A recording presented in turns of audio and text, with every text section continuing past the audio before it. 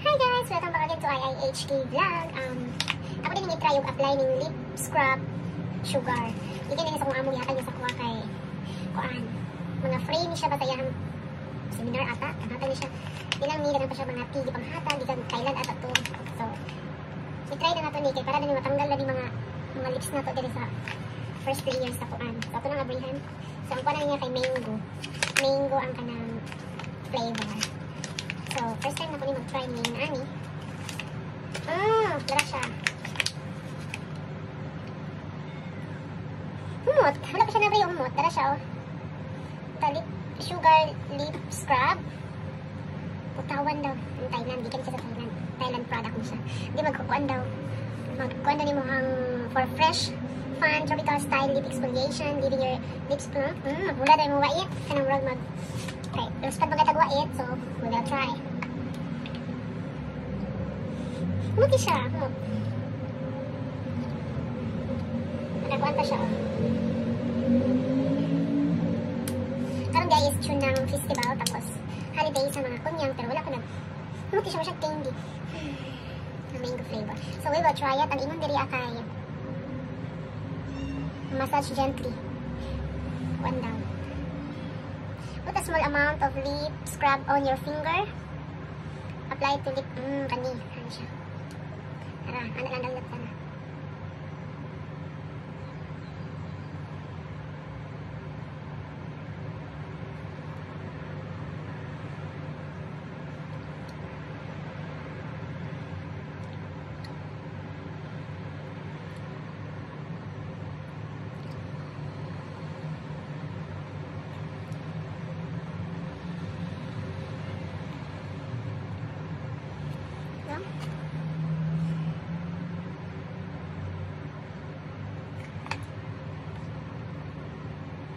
Wala siya gingon kung pila ka minutes. Kung baga din siya ang lip balm. Before ka mag-apply sa imuhang chosen lip balm, mao ni siya. Ma-exfoliate na imuhang wait. Para sa kuang baga og wait, siguro wait. Wait. Munipis siguro no. Tatanggal ang mga kubal simod. Kaya mag-i-massage man daw. Para mag-absorb. Dara siya, diba? Pila kayo na siya ka-days na gumagamit nun. Hindi po na ko siya everyday siguro. Kay nang visit na Vessi. Okay na siya. Ako na siya mag-i-massage.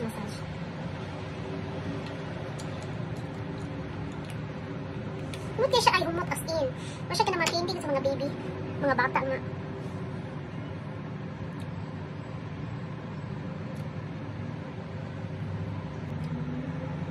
So gently massage daw.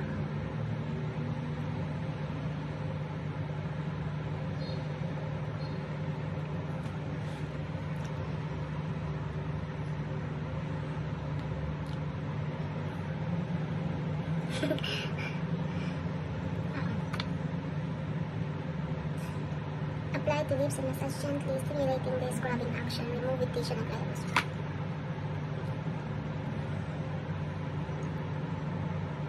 Piligyan na siya sa atong mata, no? Ano ba dari? Ito ba ikukuha na yung mata?